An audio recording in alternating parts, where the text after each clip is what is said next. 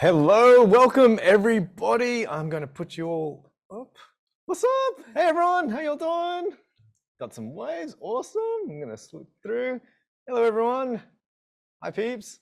Oh, no one, okay, cool. I've got a few waves over this side of the screen. Yeah, awesome. Hey everyone, welcome to day 4 of the virtual masterclass. So hyped up to see you all here. Can you believe it? It is the penultimate session. What the heck? You know, I'm sure some of you might have seen this. 5 sessions. Oh my goodness, this is going to take forever. And we're already to the second to last. I mean, far out. It's pretty crazy how fast that happens, right? So, hey, so amazing to see you here today. For those of you who are just coming in now, we'd love to hear from you.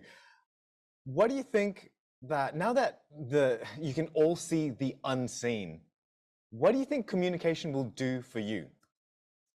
Let me know. Deeper connections with people. Harry, I love that. Audrey, changing your life. Connection, Steve, I love it. Relationships, engaging the audience. Got some presenters in here. Control the world. What is with these, like, oh my goodness. Again, please, if any of you out there do want to dominate the world, please ensure there's a space there for a communication teacher. And I don't know what I am, the lackey, I guess? Minion, yeah. Dan, it's called minion. Minion, apparently, that's what Vin's bloody hell. Okay, I'm a minion. Please ensure I get water rations, yeah? Pinky in the brain, I love the throwbacks, yeah, fantastic.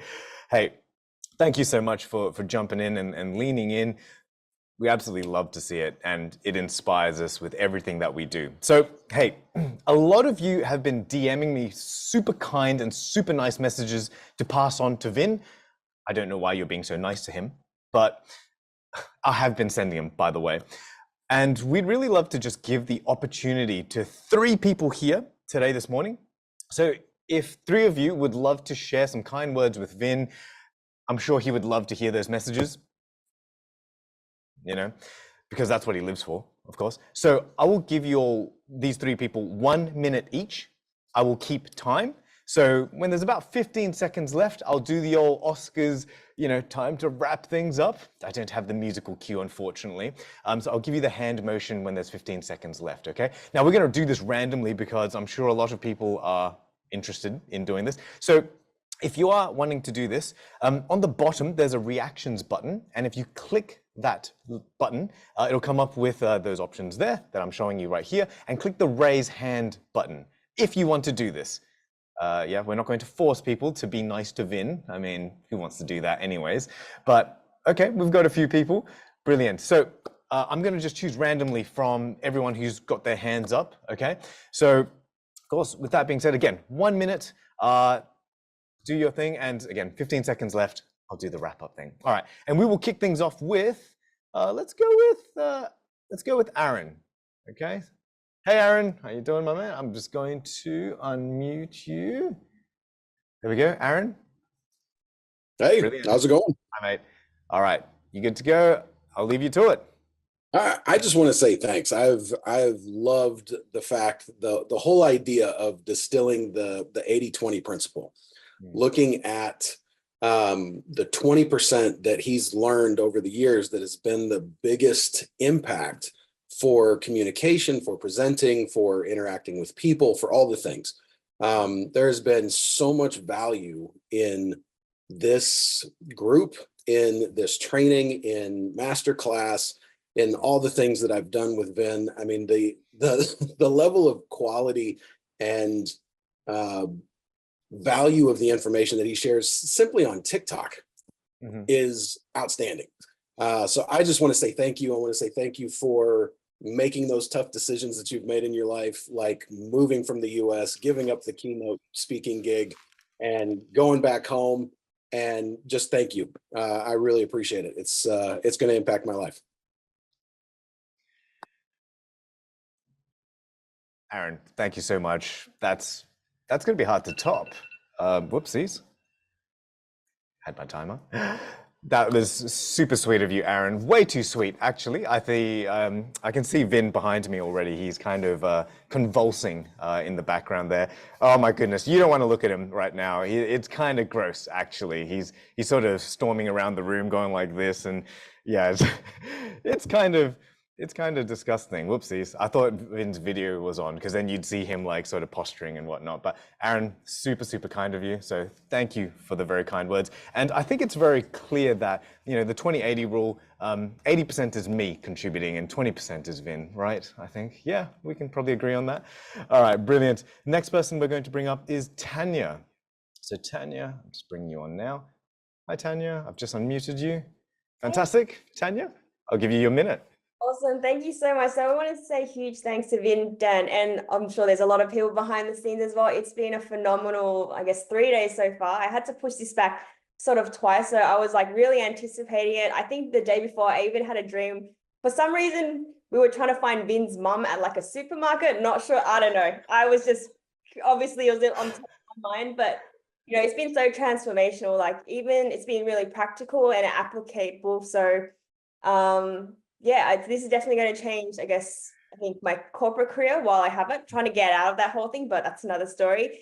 And I think people don't realize, even just in your day-to-day life, I remember there was a point where I was like, this is really good relationship advice. So, oh, my camera dropped, but yeah, it's just been so amazing. And yeah, it's such a well put together course, very interactive and engaging, and just love the actual application. And the opportunity to, you know, really get out of your comfort zone and put, you know, learn more than just the theory. Yeah, fantastic. Okay. Hey, thank you so much for sharing, Tanya. That is hilarious. I love the fact that you had a dream about looking for Vin's mum in the supermarket. That is a new one to us. To me, anything to do with Vin in my dreams is associated with what psychologists would call a nightmare. Just putting it out there. And final person that we'd love to bring on, I think we're going to go with, I've got Natalia here. So Natalia, bring you on here. Hi, Natalia. that's awesome. All right. Hello, Dan. All right, your minute, fire away. Oh, my minute. Okay, I think, Vin, that you are amazing, outstanding, such an incredible teacher. And I teach storytelling and I'm here. And I told many of my students and people that want to work with me, go and learn from Vin. I know, because the way you teach is so easy to digest, and your sense of humor and your personality, I just think you're awesome.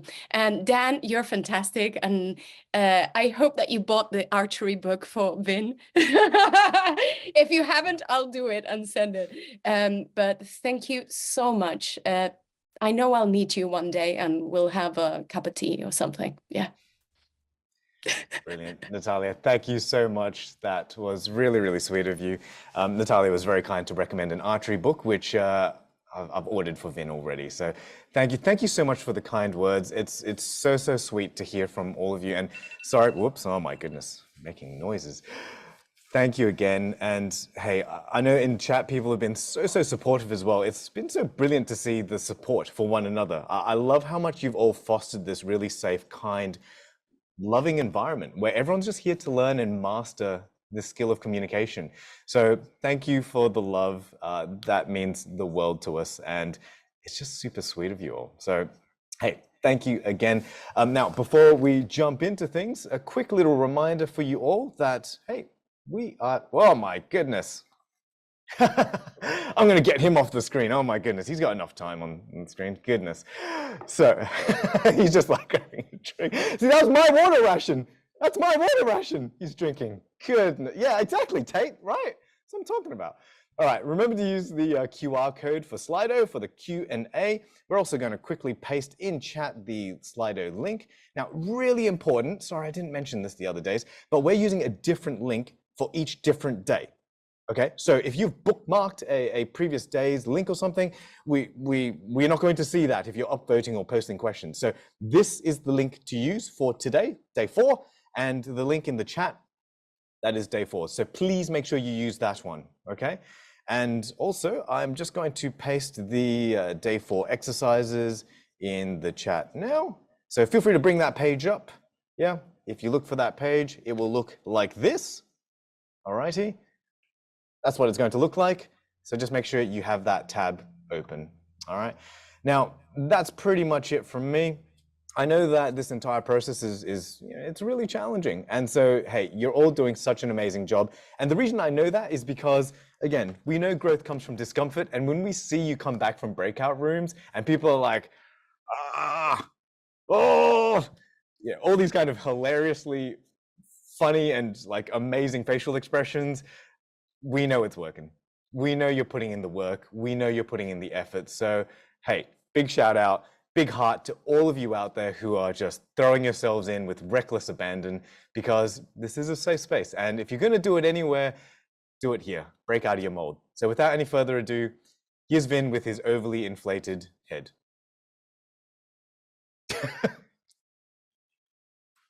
Water is only for winners, Dan. Only for winners. Now, welcome everyone to day 4. Good to see you all. Good to see you all. Thank you, Dan, for popping them all around me as well. It's good to see your beautiful faces. And I just wanted to call out all of you as well. And thank you for the 3 lovely humans who came on and said wonderful things. Thank you. Appreciate you. Lots of love. Thank you. And I just also wanted to, Dan, to make a note of all the people who didn't raise their hands. Just put a big X next to their names. Now, regardless, the point I wanted to make here is this. The environment that you all see here, it wouldn't be what it is without all of you. I mean, my goodness, the moment different people jumped on screen, the love that I saw in the chat, the emojis that I saw coming up, this is an extremely supportive group. And often I think people don't realize the importance of the environment, the learning environment. That also has to be optimal for the optimal learning experience. So much credit goes to you. So much of that credit goes to you. So in this particular section, I just want to thank you, and I appreciate you for bringing the best version of yourself to this experience. And as a result, I really believe we're creating a wonderful learning experience. So well done to you. That's a big up for you. Now, as we begin day 4, I want to get a bit deeper with you on this particular philosophy. I know we keep coming back to this because I never want you to forget this ever in your lives. And in order to talk about this, I want to frame it, because yesterday when I was going through the chat, on day 2 and day 3, and I was also looking at some of the other questions that I wasn't able to get to. So I want to get a bit of a general sense of what people are concerned with, what people have questions about. And I noticed a couple of comments that kept coming up time and time again. And this was generally after the breakout rooms. People are like, that was really difficult. And then I had lots of people say things like, that's okay, practice makes perfect. And I saw that come up quite a lot. And I kind of want to address that particular statement straight away. It's wrong. Practice does not make perfect. You see, practice is this first step here. Try and apply, in other words, that's practice. Now, if you practice alone, if you just practice and you don't review and reflect upon that practice, and you don't plan on how you're going to improve that practice moving forward, if you just practice alone makes what you currently do permanent. That's all that it does, right? So if you practice without reviewing and reflecting, if you practice without planning to improve, then if you just keep doing the same thing over and over and over again, that doesn't make perfect. That doesn't lead to mastery. That just makes you doing what you normally do the same forever. Practice alone makes perfect. It doesn't do anything more than that. And because people say that so easily, it just rolls off the tongue so easily, people fall victim to believing that is true. It's not true. Practice just leads to permanent. So what I want to say to you all is the reason this is so important, this process, is because this is the actual way to practice that leads you closer to mastery. Don't seek perfection.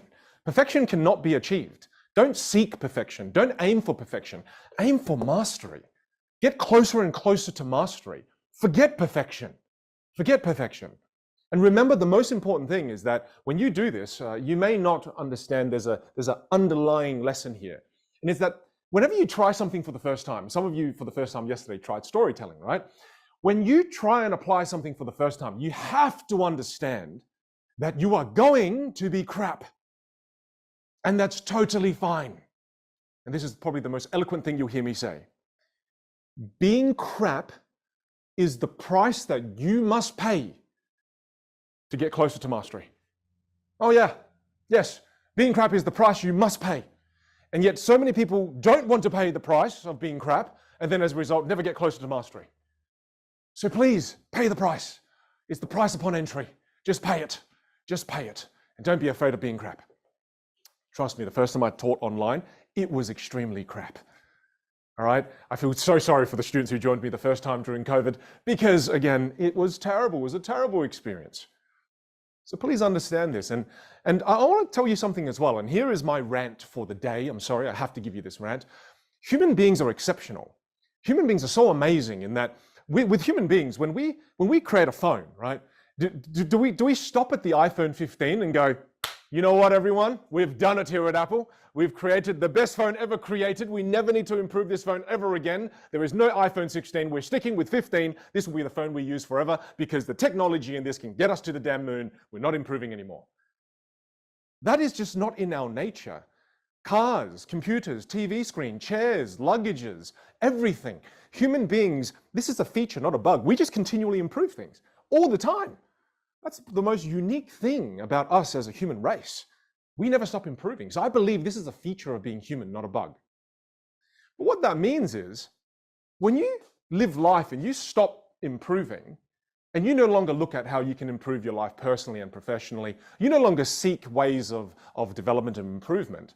I believe what happens as a result after that, after extended periods of time of no longer improving, is life starts to feel a little monotonous. We lose motivation, we don't feel good, because we're not feeding the key thing that makes us human, which I really believe is that desire for progress, desire to improve. And I use this as a philosophy in life. This is my philosophy when I live. It guides me in life. In that when I no longer, if I wake up one day and I no longer want to try and apply and review and reflect and plan to improve communication skills and teaching communication skills, when I no longer want to do this with communication skills, I'm going to do myself a favor and I'm going to do every single one of you a favor, and I'm no longer going to teach communication skills. Because when I no longer want to improve this game, I don't get better, I don't feel good about doing it, you won't like it because I'll be boring. And then as a result, we don't serve anybody. So when I wake up one day, and I know that day is coming at some point, when I wake up and I no longer want to do this with communication skills, I will give myself permission to write the next chapter in my life. I'll do something else. I'll do something else where I feel excited and invigorated to go through this process again. Side note, just funny because I journaled about this. I think the next thing I want to do at some point in my life is cook. I want to learn how to become a chef. Teach people how to cook beautiful meals and how to have beautiful conversations around the dinner table. That's awaiting for me, a chapter. The day that I wake up and I no longer want to do this with communication skills, I'm out. I'll do something else. Life's too short to stick to something where we do not feel the desire to improve it any longer. That's my philosophy. That's what I use, not only to help me achieve mastery, but also to guide me in life. Thank you for listening to my TED Talk. Now, as we kick off day 4, in day 4, a big question that many of you have asked me on day 2 and day 3, at the bottom of the list, and I want to get to this question, is many of you asked, Vin, who's your biggest inspiration? You know, who's your biggest inspiration? My biggest inspiration is a person that doesn't even exist. It's a character in a movie. And the person that inspires me more than anything to be the best teacher I can be is Mr. Keating from Dead Poet Society, played by Robin Williams. And I'm going to play you a video of my favorite scene from that movie. This is the teacher that inspires me to be the teacher that I am. So I wanted to share this with all of you. This is Dead Poet Society, my favorite scene. Have a look at this. Words and language. No matter what anybody tells you, words and ideas can change the world. See that look at Mr. Pitt's eye? Like 19th century literature has nothing to do with going to business school or medical school, right? Maybe.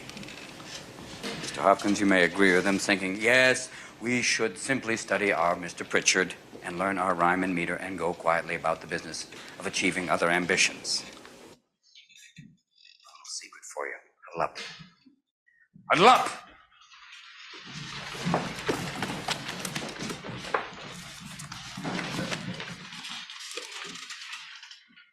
We don't read and write poetry because it's cute. We read and write poetry because we are members of the human race, and the human race is filled with passion. Medicine, law, business, engineering, these are noble pursuits and necessary to sustain life. But poetry, beauty, romance, love, these are what we stay alive for. To quote from Whitman, "O me, O life of the questions of these recurring, of the endless trains of the faithless, of cities filled with the foolish, what good amid these, O me, O life?" Answer, that you are here, that life exists and identity, that the powerful play goes on and you may contribute a verse. That the powerful play goes on and you may contribute a verse.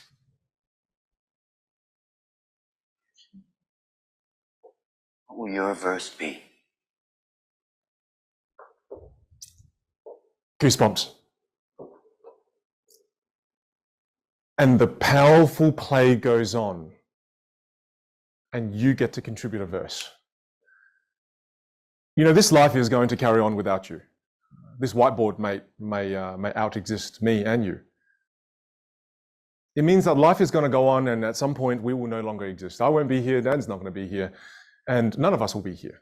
The powerful play does go on, life goes on. However, while you and I are here, we have a chance to contribute a verse. And combining that piece of inspiration there with something my vocal teacher used to always say, she says, "Vin, every time you open your mouth and you speak, you are composing."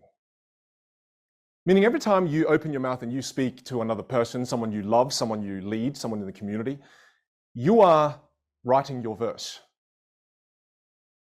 My friends, as we have our time here, let's contribute verses that are filled with love, kindness, and compassion. Let's do that. I believe the world needs this more than ever. So as you learn how to use this instrument, let's learn how to use it to make the world a better place. Make it more loving, make it more compassionate, and make it more kind. Because you do get to contribute a verse, and your verse matters. And as you learned all of these communication skills, you're going to be able to have your verse heard. You'll no longer be invisible. Your verse will be heard, because you will commit to this process of mastery, and you'll become so good they cannot simply ignore you. Let's dive back into storytelling. You see, when it comes to storytelling, yesterday you learned the first two very important ingredients. Very important ingredients, okay? And let me bring up storytelling, which I believe is here. Incorrect, Vin. Incorrect guess. That was took a gamble and I was wrong. So we try this again. Review and reflect. Try differently. Select different option. I believe it's here. All right. Now, when we were talking about storytelling,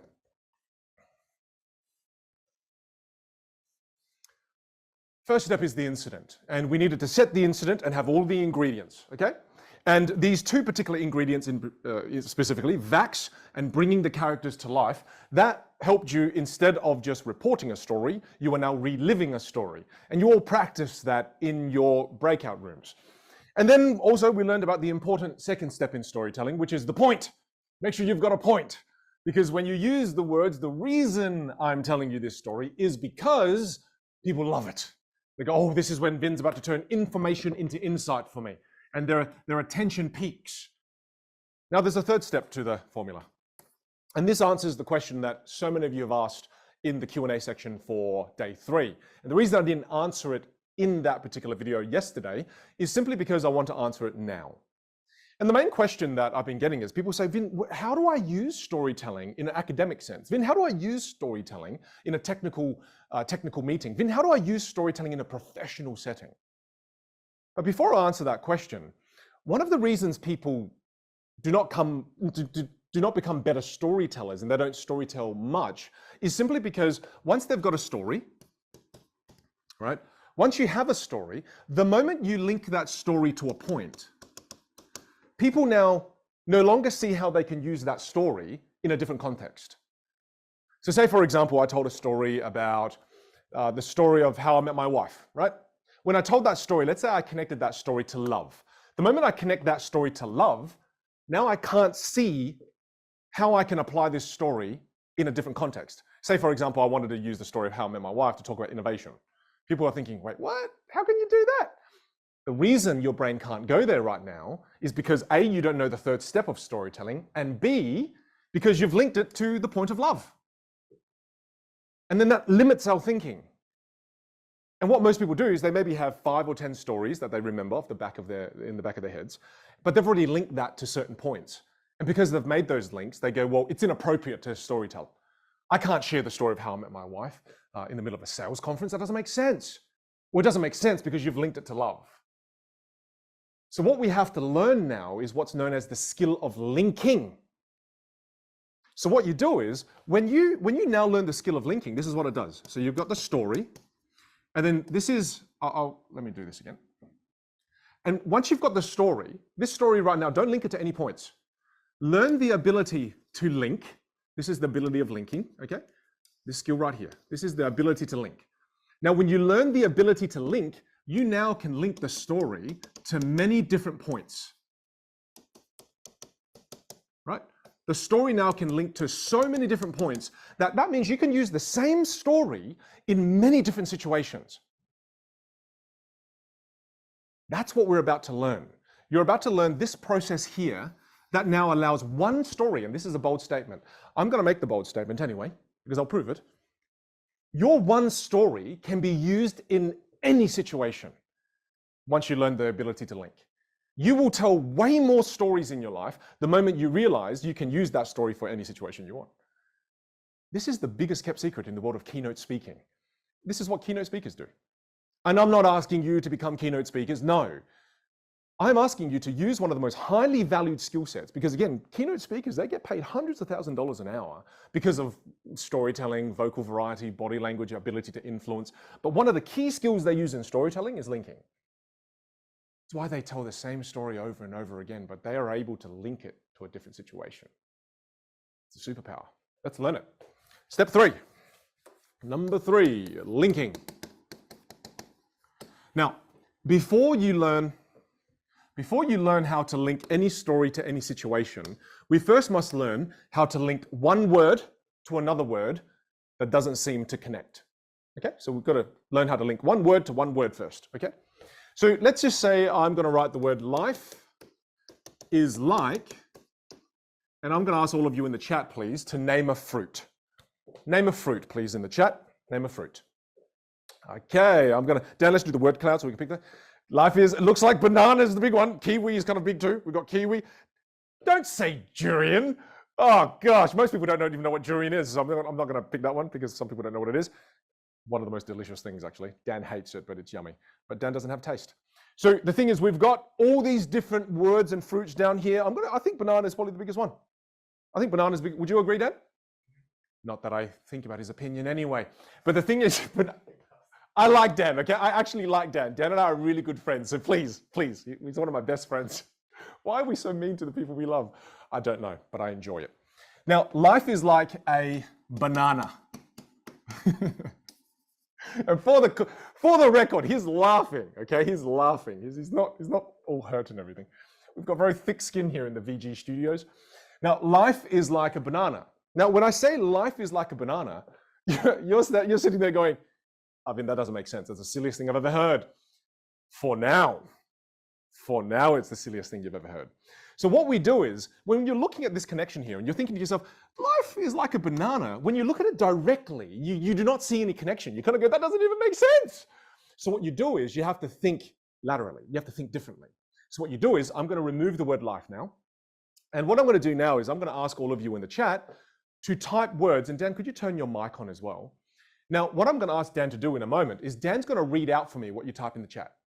So I want you to type words in the chat that could symbolize a banana. Maybe how it tastes, maybe how it looks, words that are associated with banana. So Dan, do you mind reading some of those out for me? Sure. Sweet. Sweet, yes. Mushy. How else can it taste? Mushy. Oh, mushy, okay. Yep, there's peel. Oh, I like that, peel, yes. Nutritious. Filling. Soft. Smelly. Smelly? Yeah. Oh, I guess if it's rotten. Yeah. Rotten, I guess. Rot. Easily bruised. Bruised? Mm-hmm. Yes. People have got, I don't know why someone, monkeys. Monkeys, I like this, monkeys. That's very good, very creative, I like that, that's actually quite creative. Okay, people have got slipping or slippery. Slippery. Delicate. I like that. Delicate. How else can it taste? It can be sweet, how else can it taste? Yeah, fruity. Fruity, yeah, okay. Yep. Short lifespan. Damn, okay. Yeah, so I guess that's rotten, you have a short lifespan, yeah? Sure. Something sour. Banana boat. Delicious. Delicious. Crazy. Silly. Silly, I like this. Someone finds it sexy. Someone finds it sexy, there we go. Yeah. Cool, I like this. Let's not go into any more craving. One more. Smoothie. Smoothie, Yummy. love it. Versatile. I like that. Versatile. Okay, fantastic. Thank you for leaning in. Thank you for playing. Now, when it comes to this now, this is what allows us to think more creatively. So when you're looking at this, these are all the words that could symbolize banana. Now you bring back the word life. And now when you look at the word life and you bring the word life back, you ask yourself the question, well, what words down here could symbolize life? What words? Type it in the chat, please. And Dan, could you read them out for me? Which ones could symbolize life from the words down here? Sorry, my handwriting is terrible. Sweet, delicate. Sweet, we've got delicious, yeah, or delicate, yes. Bruised. Sorry? Bruised. Bruised, yes. A lot of it. Slippery. Slippery, yes. Rotten. Rotten. A lot of people are saying all of it, really, but then like this sexy. Okay. Hold on, you got the point. Yeah. You got the point. When we're trying to make direct connections, we can't see beyond it. We just can't. Creatively, we just kind of cut all of the creativity away and now we go, that doesn't make that. But the moment you use words like symbolize a banana, what you quickly realize is, oh my goodness, you could peel back the layers of life. Life could, you're right, sexy, that could be one. Again, so all of a sudden now, I could say something like this. Life is like a banana. Let me tell you why. You see, because in life, to get to the good stuff, you're going to have to peel back the layers. And then when you experience life, just like a banana, when you eat it, sometimes it's sweet, sometimes it's sour, sometimes it's bitter. You can't sit there and expect to only have sweet bananas. You can't expect in life to only have sweet and great experiences. You have to take the good and the bad and sometimes the bitter. That is the nature of life, as it is the nature of a banana. Now, the thing about a banana is you've got to be really careful with this, because a banana rots just like life. You've got to enjoy life as it's ripe right now. If you wait to enjoy life, if you wait to enjoy a banana, it will pass you by and it'll rot. And you would have just wished you enjoyed it more when it was ripe. Life is just like a banana. And everyone's sitting there going, damn it, that's the most profound rant I've ever heard on a banana. So all of a sudden, initially, thank you for laughing and clapping there, Steve. I did notice your clap, so thank you. I very much appreciate. I'll be replaying that just for funsies. But can you see the power of this? Whereas when people look at this and they kind of go, oh, it doesn't make sense, it doesn't work, they leave it immediately, they never try and apply again, they just don't. Whereas I'm opening up your mind to change the way you think and move forward with this. Because where I couldn't make a direct connection, I was making indirect connections to this. And the reality is, I only need one of the words down here to be able to connect it to banana. But because I did it multiple times, it became more and more and more convincing. But really, I just need one of them. I could have just said life is like a banana, because you've got to peel back the layers to get to the good stuff. Makes sense. Life is like a banana because when you enjoy life, sometimes it's sweet, sometimes it's sour. Enjoy it all. Right? You can't separate one from the other. They come together. So all of a sudden, that's how you link one word to any word. The exact same process can be applied to storytelling. Yes, it can. Yes, it can. Let's break it down. Let's learn this skill. And I promise you, when you learn this skill, this is when storytelling becomes an absolute superpower. You don't learn this, storytelling becomes this nice, wonderful thing that everybody says at every conference. Let's storytell more. Let's storytell more, everyone. It's a wonderful thing to do. It just stays this nice, fluffy thing, and it's not effective. When you learn this for storytelling, you can now use storytelling in a professional setting to drive an outcome and to create more influence. It leaves that realm of fluffiness and it moves into the realm of being pragmatic. That's what we're after. So now, when we're doing this with a story, When we're doing it with a story, let's use a story we all know. And the story we all know is How I Met My Wife. And the story of How I Met My Wife, we'll just call that the Pay When, it's my wife's name, the Pay When story, okay? Is like. We won't come up with this yet. First thing, in the chat, please, and Dan, if you don't mind helping me with this part as well, I'd like you all for a moment to think about what words symbolize How I Met My Wife. And Dan will read them out and I'll write them on the board. So please, feel free, write whatever you want. Safe environment here. Awkward. Again, I mean, I said safe environment here. Didn't we establish there was no nails? It's massive. Awkward. Funny. Funny. It's okay. You can say mean things. I've got very thick skin. Courage. Courage. Yep. Yep. Serendipity. So that's a beautiful word. Yep. Desperate. Desperate. Okay, Dan, who said that one? Just for that was funsies? Ara. Ara, Yeah. thank you. Ara, desperate. Cheesy. Oh, wow, yeah, we're taking a different turn here. We're turning down Romantic. a dark road. Romantic. Romantic. Oh, okay, we're back. Magic. Romantic. Oh, lovely. Thank you. Magic, yes. Approach. Approach. Oh, thank you, Dan. Approach, yes. Emotional damage. Emotional damage. I didn't pronounce that correctly. Sorry. Persistent. DMG. Sorry? Persistent. Oh, that's a good one. Persistent. Authentic. Authentic, not the first time, but the second time, yes. Creative. Oh, creative. I like this. Yeah. Create. Honest. Vulnerable. Oh, vulnerable. Yeah. You got determination. Hey? Determination. Determination. Yeah, these are awesome. I like Desperate though by Ara. That was awesome. Thank you for that. I don't know why one would say that. It didn't Yeah. seem desperate at all. Yeah. Determination. Yeah. Trial and Okay. error. Trial and error. Oh, trial and error. Good. That's all. Yeah. Trial and error. Can you see that if I just kept going with this, we could just come up with more and more and more words. We've got serendipitous, we've got innovate, we've innovative. Ooh, I like this because I changed my approach. I like it. We've got mastery. I like that. Revision, review and reflect. Isn't that cool? Now that I've got all these words here, it expands my view of what this story could symbolize, as opposed to just thinking of it as love. So let's use an example that I want to keep the example simple so we can master the process. And please don't be off-sided by what I'm about to say. It will make sense in a moment. But let's say I was running a workshop on sales. And right now, many of you are thinking, Vin, that's not very tasteful. Why would you use a story about how you met your wife in sales? I'll show you what happens when you can do it tastefully. But first of all, stick with me. Watch what happens. So now if I think about sales, which words down here could relate to sales? And type it in the chat. Which words down here could relate to sales? Dan, can you call it out as people are typing? If you can read my writing, that is. Oh, you turned it off already? Okay. So we've got like determination, I think is important. Courage, I think is important. We've got persistence, someone said, yeah. We've got vulnerability. Sometimes in sales, there's a lot of emotional damage. I definitely experienced that one. Very important to be authentic in sales, I think. I think some people can be very inauthentic in this game. Approach. Creative. Almost all of it, isn't it? Mm. So what you could do is, depending on the situation, let's say, for example, I was teaching people my workshop that I'm running for a group of 4 people is how to become more authentic in sales. So what could I do? I'm not going to tell the whole story again and bore you to death. I'll just do the ending, okay? So I went to the bar again and again and again and again, and on the 4th time she was there. You know, this time I took my packet of cards, I left it behind. I showed up as my authentic self and said, would you be impressed if I transformed into a real man, took you out for a coffee? And she said, yes. It was so good. She said, yes. And this is a picture of my wife and I. Yeah, we got married about 5 years later. We've got a beautiful baby boy together. You're probably thinking, well, Vin, why are you telling us this story at a sales meeting, at a sales workshop? I'm telling you this story because the way I met my wife, it is a lot like sales. In that, she wasn't saying no to me. She was saying no to my approach because my approach was inauthentic.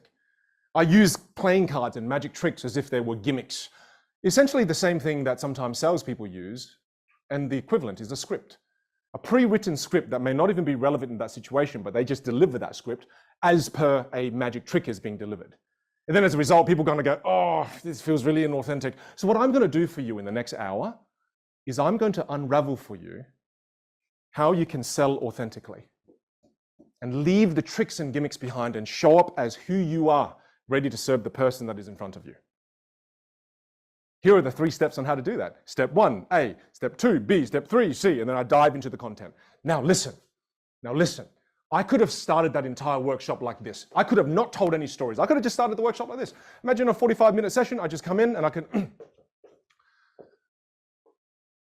Hi everyone, we're going to do a workshop today on how to become more authentic as we're being salespeople. If you look to the slide over here, I've mapped out the agenda on how we're going to approach being more authentic when we're selling. Look, let's not use scripts anymore. What we're going to do is we're going to throw that all in the bin. And what we're going to do is I spent and invested about an extra 2 to 3 minutes to deliver a story of how I met my wife. So what have I done now? I have now shared a story that you now know releases endorphins. What does endorphins do? Endorphins makes people more present, because when something is humorous, it makes people more present. I made people more creative. I made people feel more relaxed, and I've increased rapport like hell. And then on the bed of that connection, on the bed of all of those wonderful qualities, we learn together. We go and we learn together. So I invest the time into storytelling so that the rest of the information that I share becomes sticky. I invest time in storytelling so we start with connection. We start with the good vibes. And there's a primacy and recency effect in psychology that's really important to acknowledge here. People remember the first thing and they remember the last thing. People don't really remember things in the middle. So if you work really hard on that story in the beginning, you set things off to a fantastic start. You set the best first impression. The rest of the class is going to be way better. We'll talk about how you end later if you want. That's the power of linking. Now, let me get very specific with this. Very, very specific with this so that you know exactly how I did it. So it doesn't leave any, I'm a bit confused. Now, when you're sharing your story, at the end of your story, instead of immediately saying, and the reason why I'm telling you this is because of love, which is the previous point that you've attached to it, the point that you attached to your story yesterday, okay? You're not going to link it to that. Whatever you said, the reason I'm telling you this is because yesterday, that's irrelevant now. We're going to link your story to something completely new. We're going to link it to something completely new. So say for example, I tell the story of how I met my wife, and I'm going to throw away sales now, and I'm going to say something like innovation. Okay? When I tell the story, this is what I do. At the end of it, I go, the story of how I met my wife, it's a lot like innovation because, and then you use one of the words down here. But listen to the language very carefully. The story of how I met my wife, or whatever your story is, the story of how I first rode a bike, the story of how I first learned how to swim, the story of when I first went to the toilet standing up, whatever it is for you, okay? As you do that, here's the specific language you use. Keep it really simple. The story of how I met my wife is a lot like topic because. Give you the full example now. The story of how I met my wife, it's a lot like innovation because it requires courage. Courage to do things differently. Instead of doing the same thing over and over again and expecting a different result, that is the definition of insanity. Okay? I just needed one word here, but the language specifically is the story of how I met my wife is a lot like innovation, topic, because, and you just pick one word. Make the link. Now, I know a lot of you are still sitting there going, little bit tricky. Good, it's how it should feel. Now, that's why it's important for us to immediately try and apply. We've got to try and apply. But I want to give you one more example that is outside of me. Because it's easy for me to do examples, but I also realize it's easy for you to learn from my students, easier to learn from my students, because they may be closer to where you are in your learning journey. Now, this particular student of mine, let me bring him on screen. Ta-da! This is Brad. And I had to really push Brad to get out of his comfort zone, because Brad is, sometimes can consider himself to be very serious, because he's a fairly big executive in a company. So I kept pushing him to get out of his comfort zone. I'm like, come on, do a more fun pose. We get to live this life once. Do something fun.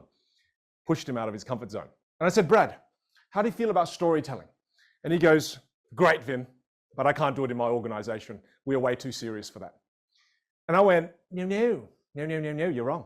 You are totally wrong. And I'm going to prove you wrong. So what I'm going to do is, Brad, because I know you're a big leader in the business, if you start changing your attitude towards storytelling, the entire organization will. So Brad, I'm going to work with you. I'm going to challenge you on this. You are going to tell the most stupid story on stage, and we are going to link it to one of the bloody most powerful topics ever, because there was something going on in the organization. Culture was really bad. And I'm like, we're going to tell the dumbest story and then link it in the most expert way to talking about culture. And he goes, no, Vin, we're not doing that. That's too risky. I'll get fired. I'm like, I'll work with you one-on-one. And we did it. We did it. I want to show you the clip of Brad. Now listen, while you're watching this clip, watch for how he links. Watch for all the ingredients of storytelling, bringing the characters to life. The reason why I'm telling you this is because playing the different voices, you are going to be able to see all of the unseen now. And if you can see the unseen, that's evidence learning has occurred. Watch this as Brad links a silly story to a very serious topic. Here we go. I want to tell you a story. About 3 years ago, I was making dinner, cooking in the kitchen. My daughter comes in and she has a burning question. She says, Daddy, when you were a kid, did you pick your nose? And so I was a little conflicted. Because on one hand, I want to tell her the truth, but on the other hand, I want to set her up for success in life. And so I say, hey, you know, sweetie, yes, as a kid, I did pick my nose. But what I've learned is that it's important to use a tissue instead because it's sanitary and I'm not going to offend anybody by picking my nose in public. But she has another question. She says, Daddy, when you were a kid and you picked your boogers, did you eat your boogers? So again, I'm a little conflicted. But again, I said, yeah, baby, I probably did eat my boogers as a kid. But I've learned it's better to use a tissue, and that's what I want you to do. I thought we were done, but she has another question. Daddy, do you want to see me eat my boogers? No? Baby, use a tissue. She's progressed. She's now 3 years older and is into burping contests. I'm telling you the story because what she was really asking is, what's the right way for me to behave? What's the acceptable way for me to behave in this world? And that's what I want to spend just a little bit of time. What was the word? We wrote down daughter picking nose story. We wrote about all the words that that story could have symbolized. What's the one word he used to link that story to, yes, you're seeing the invisible? So good, I know I'm being overly dramatic, but that's so powerful because you can now see it. He just used one word to link it to speaking about culture. And did you notice how he shifted his tone gradually? Because now we're talking about a really serious topic. Something really bad is going on. So you've got to understand that. I watched the other speakers there as well, other high-level executives, and they came out like this. This is just not good enough. We need to, and then they just went on this 45-minute negativity rant, and I could see so many faces in the audience on their phones, not even caring. Whereas Brad had a different strategy. Brad thought to himself, I'm going to invest 2 minutes and 45 seconds in building a base of connection with the audience, to humanize myself first, to say that, to make sure they open their minds with creativity, to build, again, that bed of connection before I talk about the difficult topic. He was way better received than every single other person that came out and talked about this difficult culture issue. That's the power of storytelling. So many questions when people say, I can't use it in my org, I can't do this. Be the force of change, which requires courage. And I'm not saying to you, the very next meeting you go into, you go and storytell. No, this is what the process of mastery is for. This is what us in training is for. This is what practice is for. And that's what you're about to all do. You're all about to do linking. So I want you, because this is, again, if you walk away and you just get this process, storytelling and linking, that's all you need. So please, we're going to give you now 4 minutes to do this process. So what I want you to do is, whatever point you linked your story to yesterday, unlink it. Unlink it. So if your story yesterday is the time I almost drowned, okay?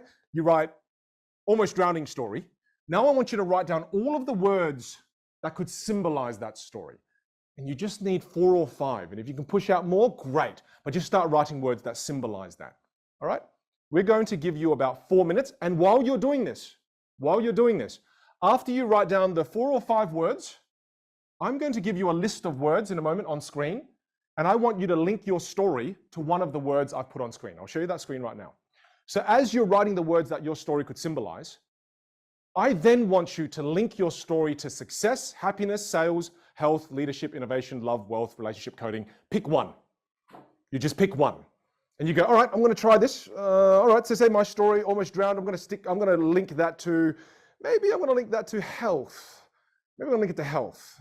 Or maybe I'm going to link it to innovation, because as I learned new methods of swimming, I was able to swim and then I got a different result. So again, making it really clear. You write your story down here, the title of your story. Don't pick a word on the screen yet. Then just write down all of the words that your story could symbolize. Then pick one of the words on screen and you link it. Remember the language. What you say is, at the end of your story now, when you storytell, at the end of it, you say, the reason I'm telling you the story of how I met my wife, right? So you say, sorry, let me say that again. The story of how I met my wife, language, is a lot like topic because. And even if you got there and that's all you got to, that's fine. That's an incredible first job. All right, you've got 4 minutes. This is pressure cooker. Try and apply. Don't overthink it. Don't fall victim to analysis paralysis. Even if you just get one word, doesn't matter. Keep moving forward. Don't fall victim to analysis paralysis. Let's play a little music to chill everyone out a bit and chill myself out a little bit. And then we'll back in 4 minutes.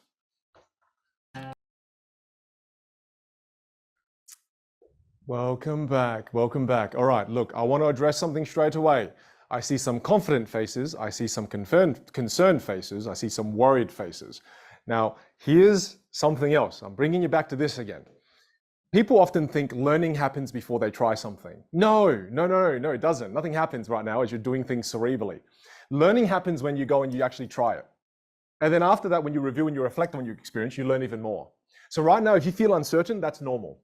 That's how you feel before you've tried something. That's how you feel before you've actually reviewed and reflect on you trying something. So please, if you're going into this with a little bit of uncertainty, a little bit of confusion, that's fine. I'm letting you know that this is a part of the learning process.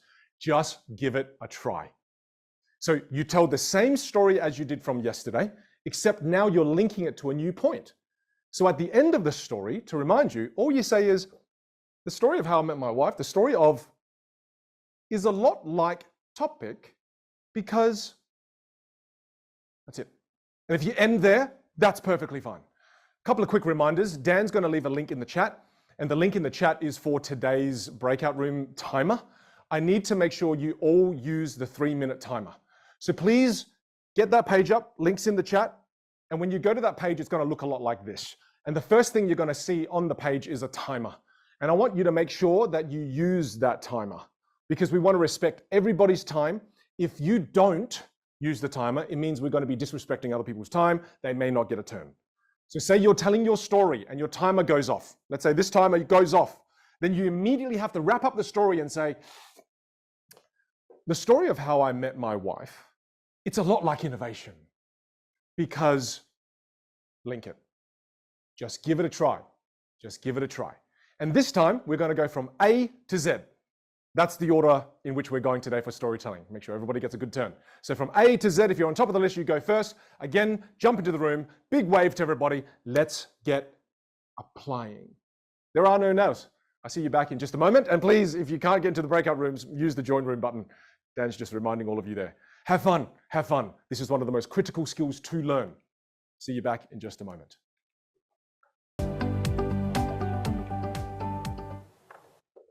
Welcome back, everyone. Welcome back. As you're all coming to back in and just getting recalibrated for a moment. Hey, before you type anything into the chat, something really important that I want to acknowledge If you watch any of my Q&A videos that I do every single day, you might notice someone sitting in the background, and it's not Dan. Dan is there, always there, but there's another person sitting in the background that I just want to call out and acknowledge. Very important team member of mine. His name's Craig, so I'm just going to bring Craig on screen. He wants to say a couple of things to you all. So come on, Craig, come on in. And look, Craig, the screen is yours. And that's it from you. Thank you so much for your contribution, Craig. That's fantastic. It's so amazing how he can say so much with so little. It's just inspiring. Can we give Craig some love in the chat? Unreal. Now, that experience that you all just experienced, I'm a terrible person. I find that so funny. When we're storytelling, stop it with the free Craigs. They don't need to be freed. They love their careers. Now, when you're storytelling, what's the most important thing you must do now? Now you must review and reflect. I'm going to give you all about 1 minute and 30 seconds to review and reflect, and also plan on how you can improve. Do this. Don't not do it. Do it. And I want you to definitely answer this one question as you're reviewing and you're reflecting. What's the most difficult part of that process so far when it comes to storytelling? Be honest. Write that down for yourself. What's the most difficult part of the process? And what was it like? How did you feel? Take a few notes. And I'm going to give you a hack when we come back that you're going to thank me for, that's going to help you when you plan and improve the next time you link stories. But I need you to commit to the process of mastery. Review and reflect. See you back in just a moment. Welcome back. Well done. Remember, this is where the learning happens. This is where it occurs. And if any of you want to revisit that, remember the recording is there. You can re-watch the video and you're able to just again sharpen that skill of being able to link. One common thing that I'm seeing a lot of people type in the chat, first of all, is people say, Vin, I'm not able to do this on the fly. You don't do this on the fly. You don't. No one does this on the fly. Well, unless you get really good at it and you've been doing it for about 15 years, then maybe you can sometimes do it on the fly. I can tell you right now that when it comes to linking, it requires preparation. And if you're asking to, Vin, how do I do it on the fly? Well, train and go through the mastery process for maybe 5 to 10 years, and you may find yourself at times being able to do it on the fly. Even the best in the world cannot do it on the fly. This requires preparation. Second thing that I'm seeing a lot of people type. A lot of people are typing this, and a lot of people are saying, Vin, when you're doing the linking process and you write the story, I can't get many words down here. How many of you experienced that? If you experienced that, just type yes for me. How many of you, yeah, okay, many of you couldn't get the words? Yeah, a lot of you are struggling with this. Okay, fantastic. Here's the ultimate hack that's going to help you plan and improve as you do this next. You ready for the brilliance? Type your story into ChatGPT and ask it, what does this story symbolize?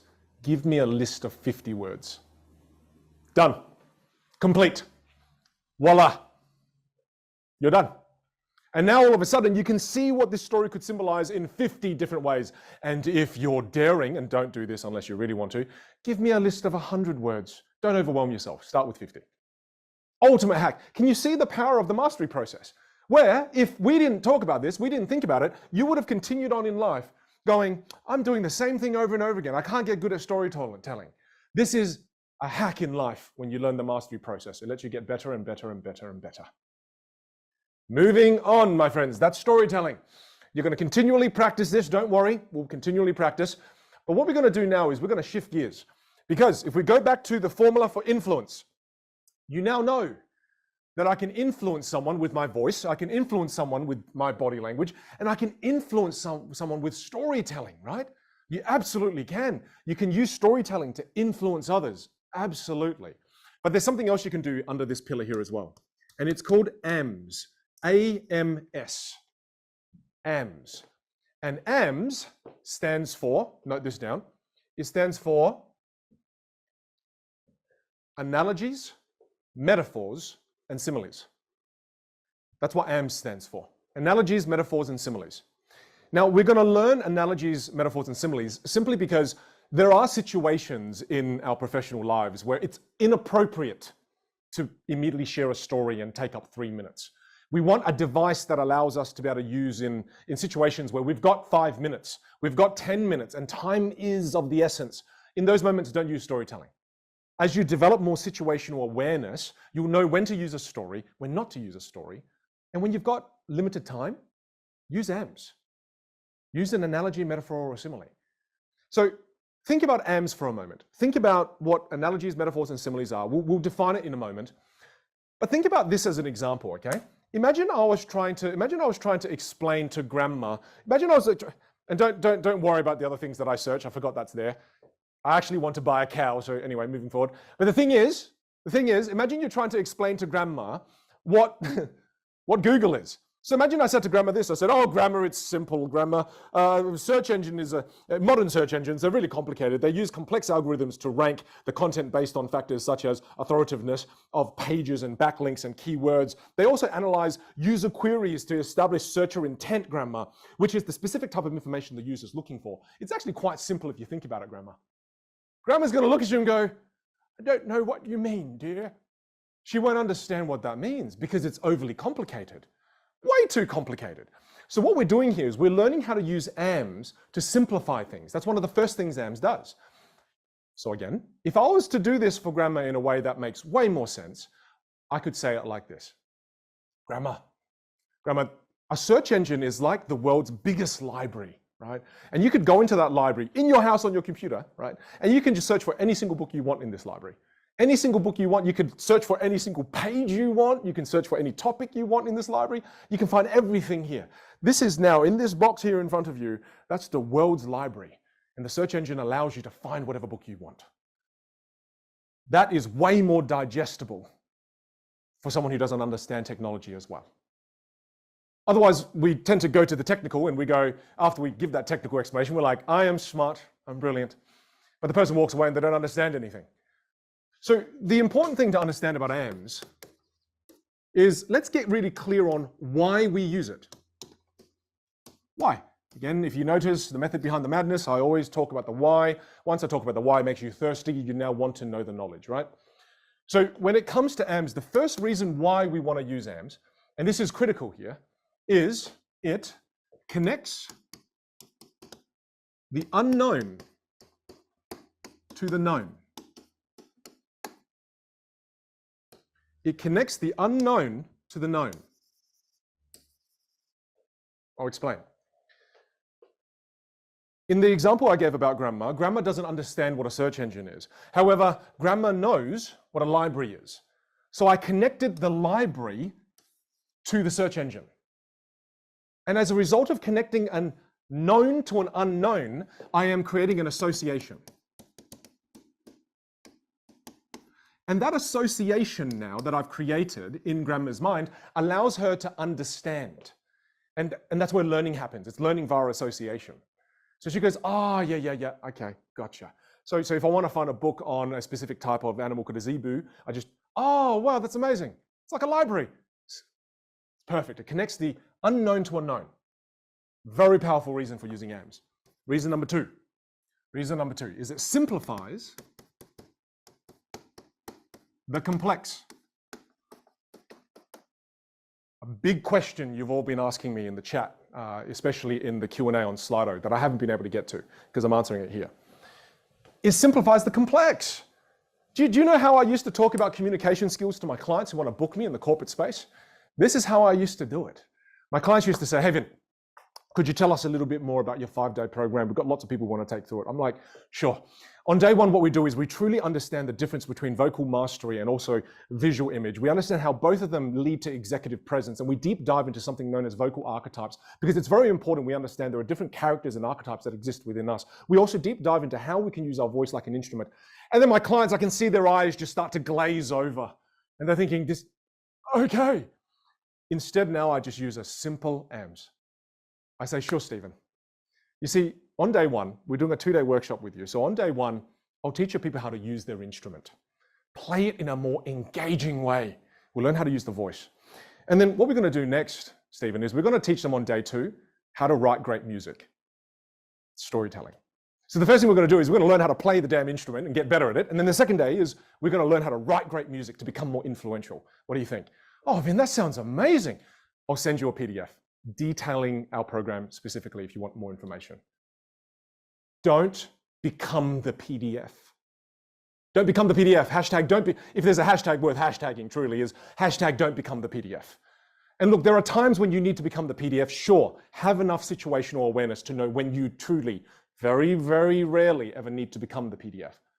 Otherwise, use an AMS. Simplify it. People are after the exact specific details to a T. They're not. They just want a high-level view. And if they want, I've got a PDF that does a way better job. A PDF is a way better medium to explain complex information, not this medium. No. Number 3.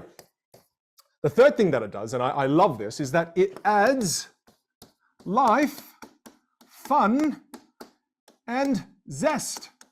Oh, so important. So important. Adds a bit of life, fun, and zest to the conversation. And that's such a critical thing that I think a lot of the times is lacking in daily communication, right? We want to add a little bit of life and fun. Like for example, I'll give you an example, right? I found one that was great. And it was one of my friends, he's currently still single, Craig. And I was saying to Craig, just a public announcement there, he is single. I will announce his number later. Just trying to help a brother out. But you see, I was talking to Craig and I was saying to Craig, marketing is really important in our business, Craig, because a great business without marketing, Craig, it's like winking at a girl in the dark. You know what you're doing, but nobody else does. So Craig, you're in charge of my marketing. I want you to, let's make sure we've got the lights on. So I just used a metaphor that's kind of relevant to his current life situation. Right, so that's fun. Yeah, it's fun. Instead of what could I have done, I could have just said, we need to get better at marketing. Let's get better at marketing. But I'm able to now add a little bit of fun and zest into my life because of AMS. And you all asked a lot about this question. You said, Vin, what I talk about is so technical and it's so boring. How can I make it more fun? Well, you can start using AMS. Number 4, the fourth reason is that when you use AMS, it makes people gradually say, if you use the right one in the right moment, it makes people say, huh, I never thought about it that way. And do you know what this sentence is? When you start to hear people say this, and you're using it with AMS, this is the beginnings of influence. People go, huh, never thought about it like that. Oh, never thought about it that way. If you don't hear people say that, it's probably because you never use AMS. Because what AMS does is AMS connects the known to the unknown, which creates associations that people have never created before. And when you create associations like this, that's what shifts thinking. That's what makes people go, I never looked at it like that, right? It's lifted my leg a little bit too high, and I need to stretch before these things. Number 5. The fifth thing that's brilliant is that, and this is a bold statement again, but I will back it up, it's the ultimate rapport device. Ultimate rapport device. Ultimate. Say, for example, and you have to be a good listener for this. We talk about listening tomorrow.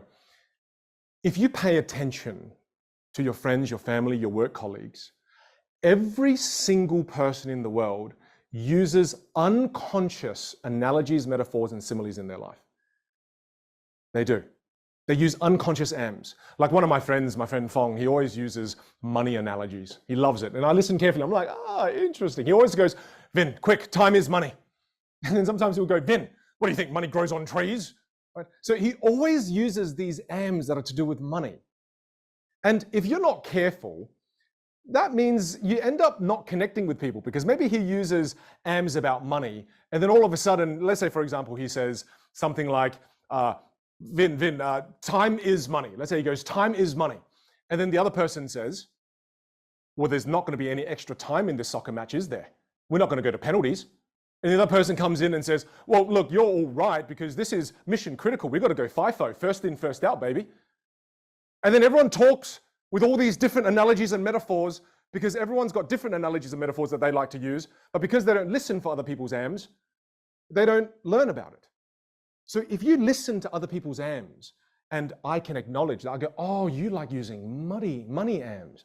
So the next time Fong says, Vin, time is money. What do you think? It grows on trees?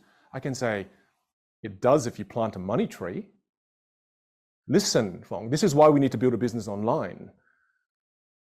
When I use his language in his AMS world, he just goes, ooh, okay, never thought about it that way. Whereas if I said something completely different, like, do you want a stack of cash in a briefcase? He's going to be like, what? Are we doing drugs? Listen, this is the ultimate rapport building device, but most people never listen. They never listen for the unconscious AMs that other people use. When people use analogies and metaphors and similes, they're revealing to you how they see the world. You catch on to that, you use AMs from their world, instant connection, instant rapport. Oh, so good, so good. So then the question is, now that you know why it's so important, let's get into it. Let's learn how, right? Got to make you thirsty. And one other thing I'll say that AMs do, or analogies, metaphors, and similes will do, is that when you use them, it tickles the brain. It makes people go, never thought about it like that. That's really cool. It tickles the brain. Otherwise, you just keep boring language all the time. Start tickling people's brains. It's wonderful. It's a wonderful experience. And as we dive into this, I just want to make very clear, okay, analogies. Analogies, what are they? Not defining it to insult your intelligence, just to make sure we're all on the same page. An analogy is when you say A is to B as C is to D.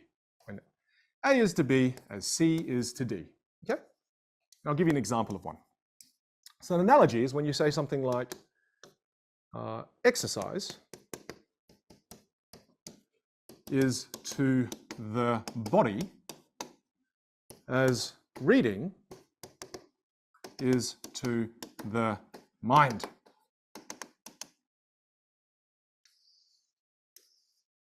That's an example of an analogy, okay? So A is to B as C is to D. Exercise is to the body as reading is to the mind. Analogy. Metaphor. Put simply, you're saying here, A is B. And if you write down the example, if I was to do A is B, using the same example here, it simply reads, exercise is reading to the mind. It's a stronger statement. So again, the metaphor version of this would be, exercise is reading to the mind. Right?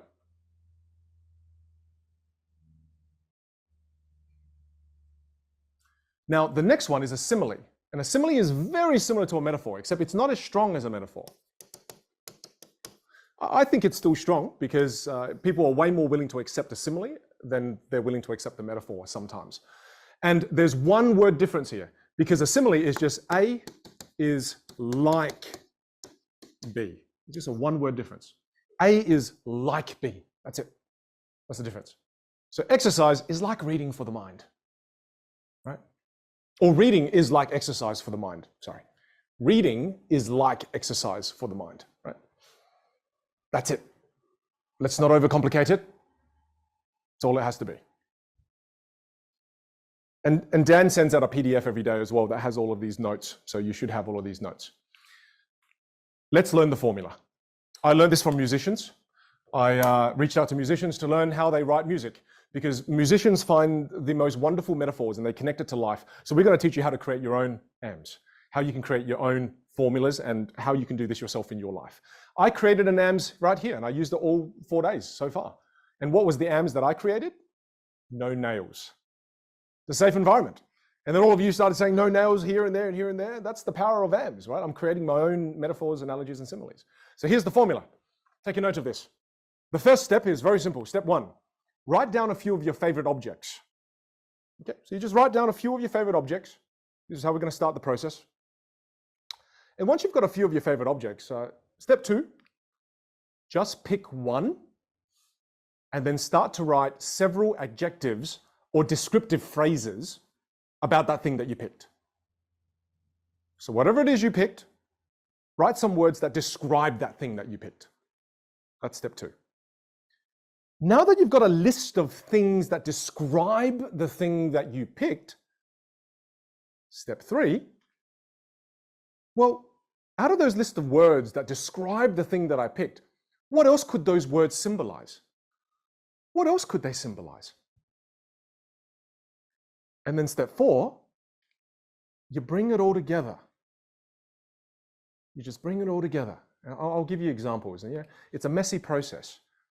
Feels like finger painting. It drives people crazy, right? They go, oh, is it art? Is it art really? I don't know. it's a part of the process. I'll walk you through it, okay? So I'm going to give you all an example. And Dan, you can keep that up for now if you like. But what I want to share with you is an example. I'm going to pick an object. I'll put this on screen, okay? So I'll show you the example. Okay, so my object that I really like, and Dan, let's remove that for a second. My object that I really like is my Jeep Gladiator. That's my favorite object, favorite thing in the world. And then let me write some words down with step 2 that describe the Jeep Gladiator. Well, okay. It's versatile, durable, off-road, customizable, capable, tough, adaptable, beast, strong presence, aggressive and powerful. Cool, okay, well in step 2, what else could those words symbolize?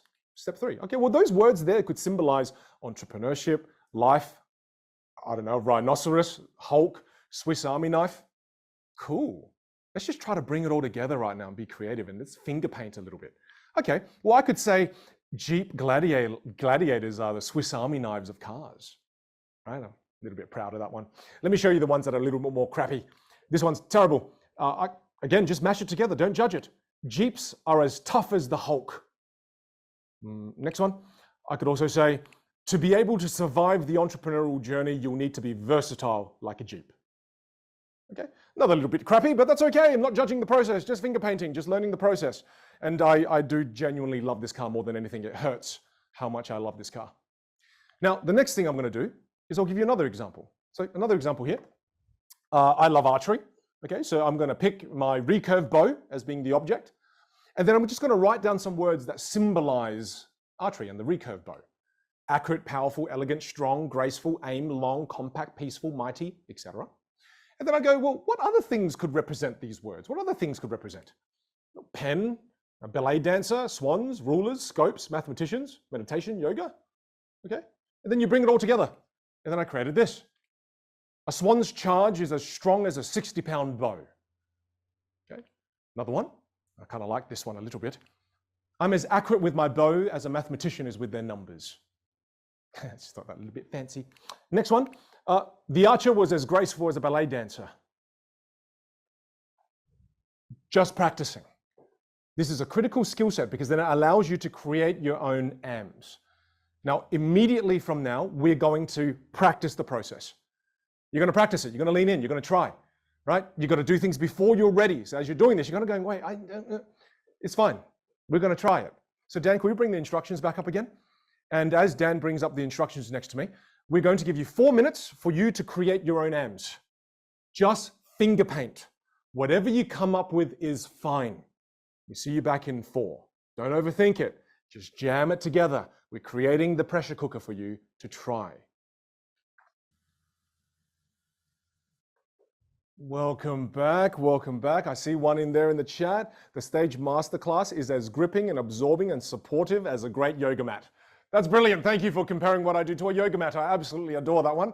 Brilliant. And I love that you're all sharing them in chat as well. This is good. This is good. And I see also some people are thinking, I failed at this. Incorrect language. This is just your first cycle through the mastery process. And you just didn't get the result you wanted. So what you do is you review and you reflect on the experience. And then after that, you plan how you can improve. And we go through the process again. We can probably, because again, if you did it for the first time and you mastered it and you're better than me, then I will be deeply offended and most likely remove you from the experience. It takes time to get good at this. It takes time. Now, the important thing that I really want to build on as well is I want to share with you how to use AMs in a way that can help you professionally. Okay? Because we're learning it in a fun way, and thank you for sharing these. These are beautiful. Dan, let's read out another one. Let's put one on screen. Let me have a look on one on screen. Pick any, Dan. Let's go. All right, my ergonomic mouse is like insurance for my hand. I love this. So true. So true. I love mine too, the MX Master 3. Oh, Harry, mate. A library of books is like a school of teachers right at your fingertips. That's fantastic. And you usually can get them for $14.95. Isn't that brilliant? Tate says, learning is like food. Sometimes it's spicy, sometimes it's saucy, sometimes it's rich, sometimes, and always fulfilling. And sometimes it's gross too. Right? So I love this. That's fantastic. All right, last one. A sauna is like working out at the gym, but sitting down. I want to try that one. Lovely. Well done for leaning in. Now, what we're going to do now is instead of just applying AMs to words, we are going to apply AMs to situations. That's what we're going to do now. all right? So I remember I work with a few fairly big clients and a few big tech clients as well, because they usually have very complex things they want to explain. So I said to one of my particular clients last year, I said, you have a sales force of like 5,000 people. I want you to give me the most boring thing that your team talk about. I want you to give me the most boring thing that your team talk about. And then they gave me the topic. So the most boring thing that their team talks about, and they do this hundreds of times a day, thousands of times a day, they say the most boring thing is our icons are all the same on all platforms to increase user adoption. I thought, my goodness, I felt bored reading that. So it's true. It's true, this is the most boring thing in the world. So we're going to use AMS to add life to it. We're going to add AMS to help people see things from a different point of view. We're going to add AMS to this so people truly can see the value of this. So what you do is, if that's the situation, you boil the situation down to a noun. Okay? So if you boil that situation down to a noun, then the noun is icons. Maybe it's symbols. Cool? And then you create, what are the descriptive words for those icons and symbols? What are some descriptive phrases, adjectives, right? Okay, well, some words could be helpful, universal, descriptive, adds value, simplifies instructions, I guess. Confusing, clear, big, small, colorful. Okay. Then you look at the list of words in step 2 and you go, well, what else could those things represent? And you write it down and you go, okay, well, those things could represent real estate signs, maybe a toilet sign. It could represent manuals, flags, artwork, thumbnails. And then after that, you mash it all together and you get creative. Now, let me give you the example. So let's say that I was in the position of that tech company and I wanted all of my customers to know the importance of having same icons, right? I could do it like this. So imagine I'm on a call, we'll do a live kind of situation. So I jumped on a virtual call and I'm like, hey, Susan, great to see you. Susan, before we kick off today's session, I want to show you a picture. Okay, I want to show you a picture. Susan, do you know what this is? Of course you do. It's a toilet sign, right? So Susan, this is the universal sign for a toilet. Now, last night when I went out to dinner with my wife, I went to a funky restaurant, rather hip. And when I went to the bathroom, Susan, can I show you what I saw? Susan, I saw this. And Susan, when I saw this, I stood there for a moment and I kind of thought, which one do I go in? I'm not really sure. I don't want to make the wrong decision here. And I went, oh, very clever. Men are on that side, women are. And even when I walked into that toilet and I was there, as I sat down, I started to wonder, did I sit down in the right toilet room? And I started to panic. Right? So it caused me a lot of anxiety. And then, Susan, what I did was I went down the rabbit hole of what these toilet signs could mean. And then, Susan, can you tell me what this means here? The hell is that? Does it mean men are the elephants because we're clunky, women is the giraffe because they're more elegant? And then Susan, what on earth is this? What if I like both? What if I like coffee and wine? What if I enjoy both? And then Susan, I have no idea anymore what this could possibly bloody mean. And Susan, you know, the reason why I bring this up as a first thing for us to talk about is here at XYZ Company, we understand where to be creative and we understand where to be consistent. That's why one of the most important things is that across all of our different platforms, PC, Android, CPU, it's all the same icons. And Susan, this is critical because this decreases confusion and increases user adoption. That's such a fun way. There's so much life. There's so much brilliance in this. Whereas most of the times, what most people do at this point is they go into this conversation and then they immediately just say, hi, Susan, I'd love to be able to just screen share my screen. So if I just screen share my screen here, if you look, Susan, what's really interesting is if you look on this platform here, do you notice it? Yes, you see the icons. Now, Susan, where it gets really interesting is I'm going to show you another platform here.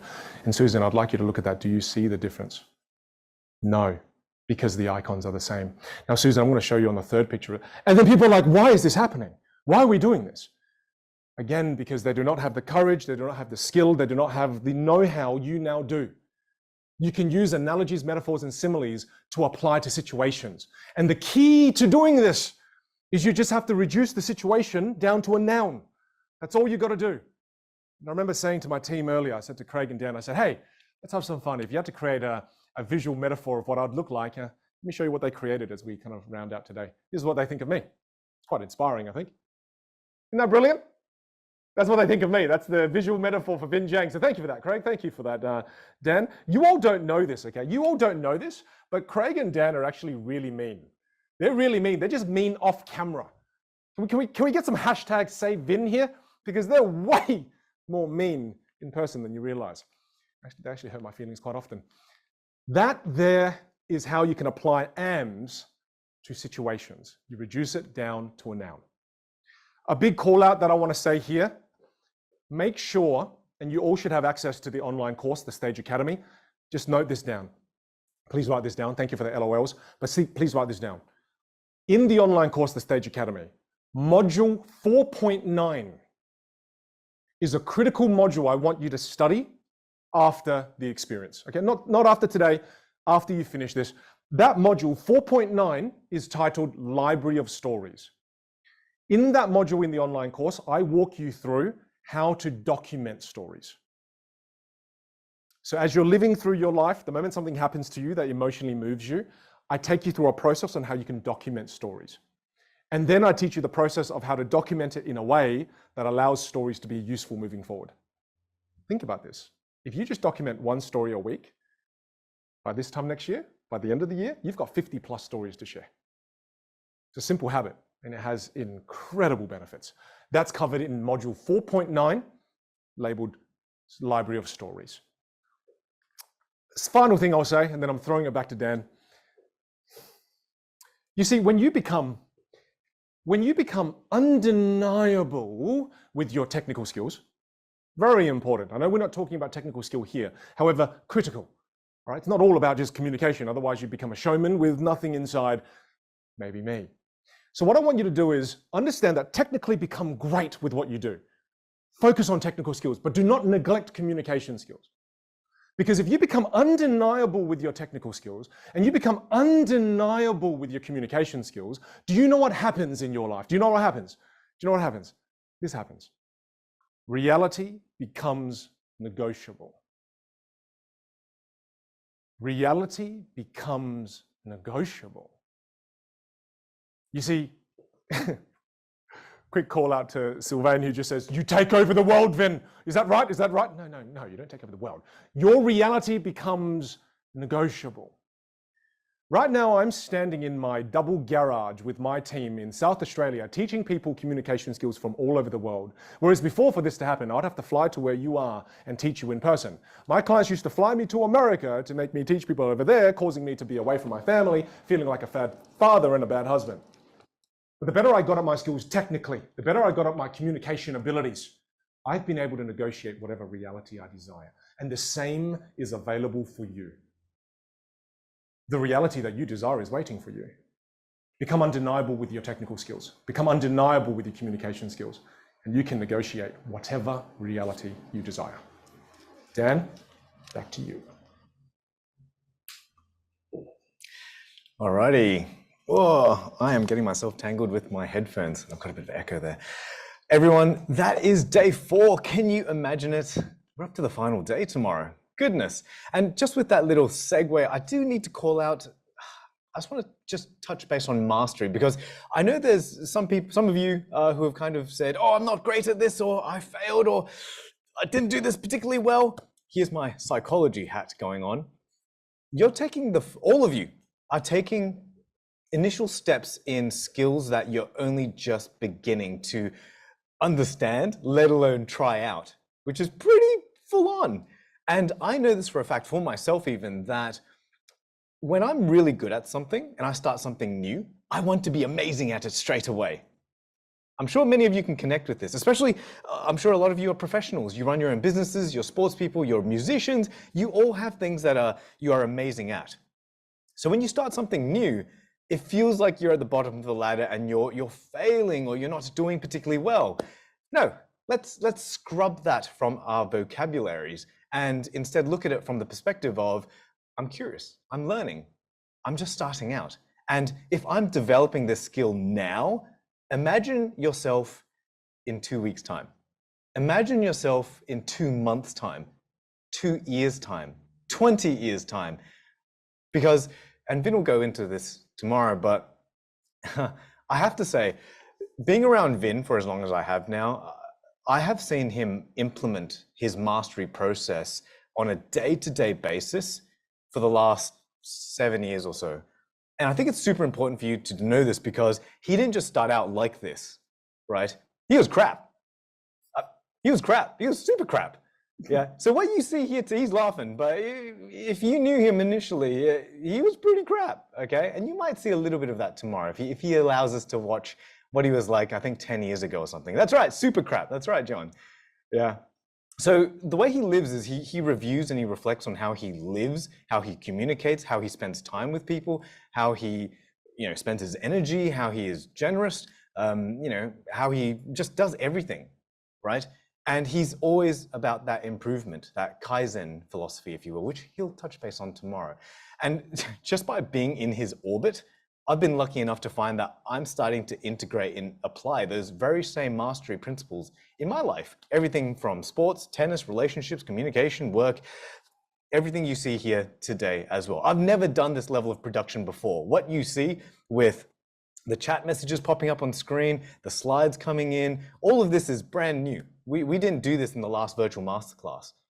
So, he's pushed me out of my comfort zone because it's all about mastery. It's all about reflecting what can we improve upon, how can we improve the experience for all of you, and how can we make this learning process cool, fun, engaging, the whole shebang. Yeah. So here's a little thing. There wasn't meant to be homework, but we want to inject a little bit of homework. So if you want to, we'd love to have fun with some bit of pressure cooker kind of stuff. We'd love for you to cook up some AMS here, some analogies, metaphors, or similes, maybe just similes. But here's the starting point. Learning with Vinh is like